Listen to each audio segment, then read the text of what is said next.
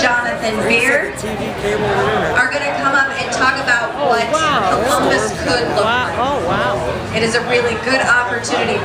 Sir, can you turn around and put your hands in the air and model that beautiful t-shirt that you have on, that beautiful Volunteer Confest t-shirt? That's right, right there. Right there. You know you want one of those. You can get it in bright orange when you volunteer for safety. Different colors or different areas to volunteer. And that the t-shirt every year is designed by a volunteer. If you are an artist and interested in putting together a potential t-shirt design, there's information in your program. We choose in May of every year what that t-shirt is going to look like, and about 40 people will submit designs. You could be one of them. There are guidelines in the program.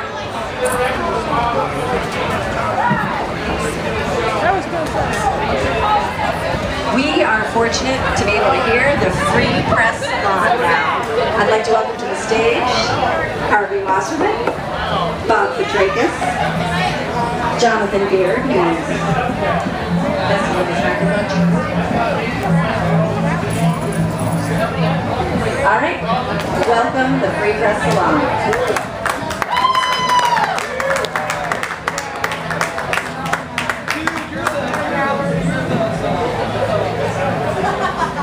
All right, my name's Bob Petrakis. I'm the editor of the Columbus Free Press, freepress.org.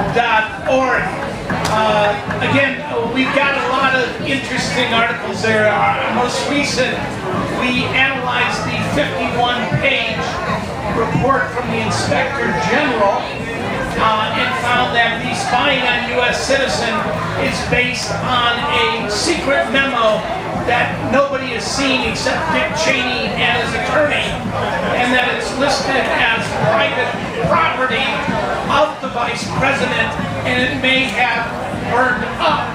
This is the NSA director has never seen the memo he's using to create an Orwellian state. So go to freepress.org.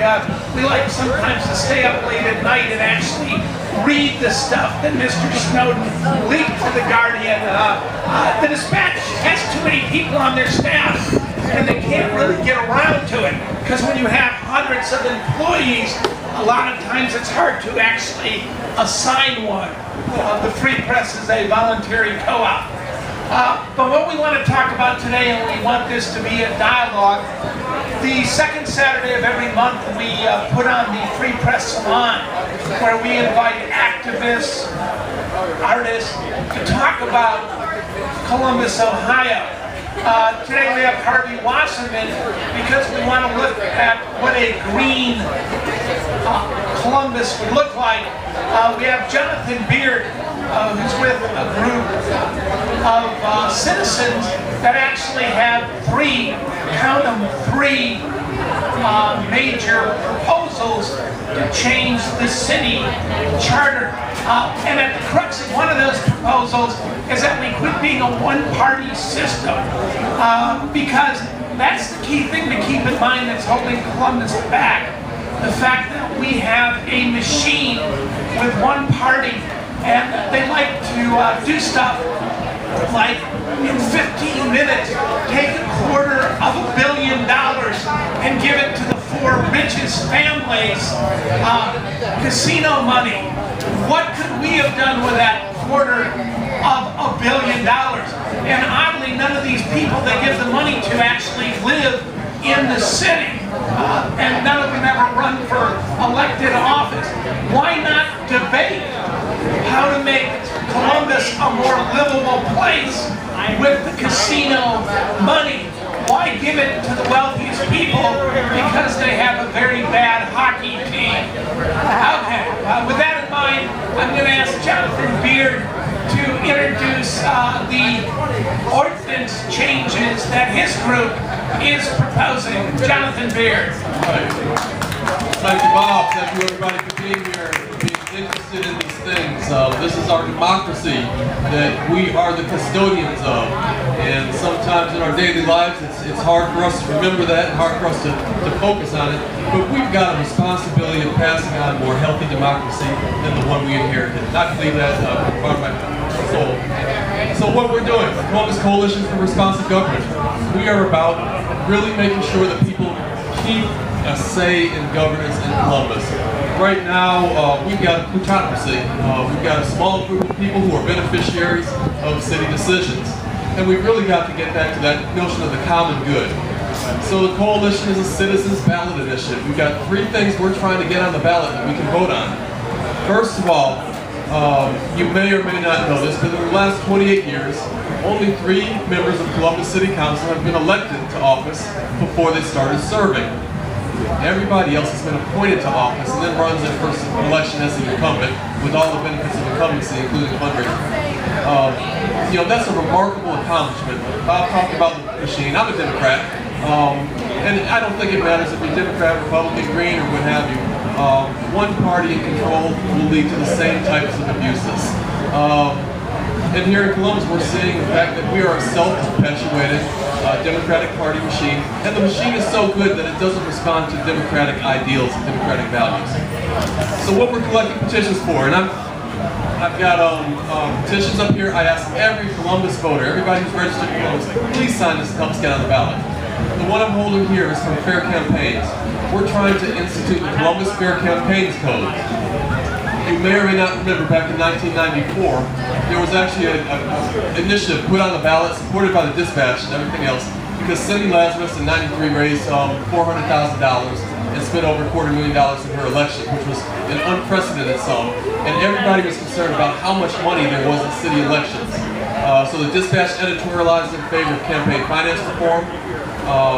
The City Council put it on the ballot, and this was a charter amendment to allow for campaign finance reform. It wasn't a law to enact it, but it was to allow it. Permissive language to allow the council to adopt an ordinance. Well, the voters voted for it, 62% in favor, but council never put an ordinance on the books to put it in place. So we're trying to do now what council didn't do 20 years ago, which is put campaign finance on the books. We've got here a proposal modeled after Austin, Texas. So Austin was an at-large city until the last election. At-large being all the council members are elected in citywide elections rather than districts or wards. Austin went from at-large to districts, but when they were at-large, and Seattle as well, which is the only other at-large top 50 city, they all had campaign finance to try to keep the cost of these large citywide elections reasonable. So we modeled ours after Austin's law. And basically it's a voluntary program where candidates for mayor and council can opt in and agree to limit their contributions and expenditures. In exchange for agreeing to limit, they get some public benefits. So they get access to the same pool of money that's bailing out Nationwide Arena right now, the casino tax receipts. We set up a pool of money, $300,000 in every municipal election year, and candidates who opt in can split that money. The other thing they can do is they get access to public access TV, Community 21 and CTV3. Those are government channels that we need to use them for the benefit of the people. CTV3, if you know right now, is nothing but propaganda 24/7 for government. We think it could be a platform for a better dialogue about the issues facing Columbus and the candidates for office. So campaign finance reform is one thing. That's the first step to try to get these elections. It costs $250,000 to run a city council election, and nobody but the incumbents can do that, raise that kind of money. And what we're finding out is now the incumbents can't even raise that kind of money, and Andy Ginther has been subsidizing their campaigns to the tune of $100,000 each. But they don't get to talk in their own commercials. If you watch the commercials, Ginther is the only one that talks. He'll refer to Herschel Craig or to Miss Mills, but they don't get to talk. Only the people with the money talk in the commercials, the mayor and Andy Ginther. And so we think elected officials should be accountable to the people and not to another politician. I'm saying nothing negative about Andy Ginther. We're talking about a system that's just broke right now, where the incumbents can't even afford their own election. That's a bad system, so we need to change that. So campaign finance reform is the first thing we're collecting signatures on. And we think because these elections are so expensive and so non-competitive. You know, if you're a Democrat, you can't challenge another Democrat and expect to get appointed to the position later. Everybody's appointed, so you got to play favorites within the party. So the other thing we're trying to do, I think the fact that Nationwide Arena, what Bob was talking about, the richest corporation, the richest families in Columbus, got bailed out with taxpayer dollars for their bad business decision. They made a private decision to build an arena, to sponsor a sports franchise, and they are unwilling to accept the risks of that bad decision, which many people on the front end said was a bad decision. They started losing money, and the first thing they did is they turned to government and said, bail us out.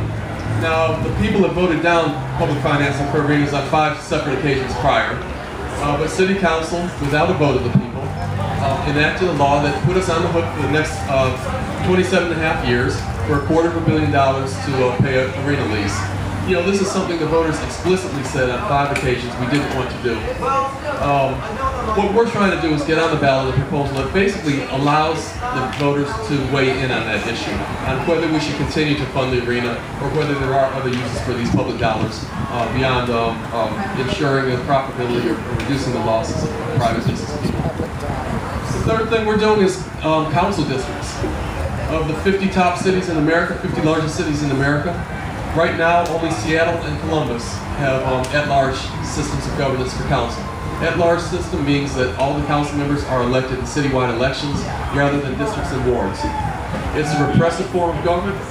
It was adopted in the early 1900s by kind of the robber barons and the big industrialists in the world. They went around convincing all the governments to move to at-large systems. It's a command and control type system. It's what business was used to at that time. It's what business looked like, which was top-down decision making. Since then, almost everybody has gone back to districts or wards. Last November, the voters of Austin went from their 7 members at large to a 10 districts, 1 at large form of government. 2 years before that, Detroit took their 7-0 at large system and moved to districts. And it's just us in Seattle that are left with that large systems. It is the most repressive political system in the world, in a democracy, we say. We had the Voting Rights Act that was partially dismantled by a Supreme Court decision earlier this week. What you may know, may not know, is in 1965, after the Voting Rights Act was passed, jurisdictions all across the South went from districts and wards to at-large elections because it has a distinct voter dilution impact. So it was a way to dilute the African-American vote in the South.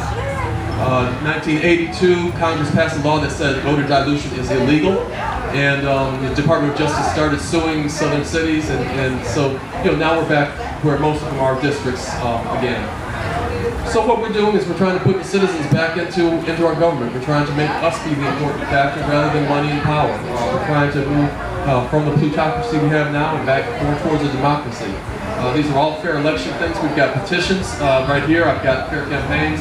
I see Doug sitting there in the red, white, and blue t-shirt. He's been over in our booth, which is in Jazz Alley 4. We've got all the petitions there. I encourage you to come sign and support democracy.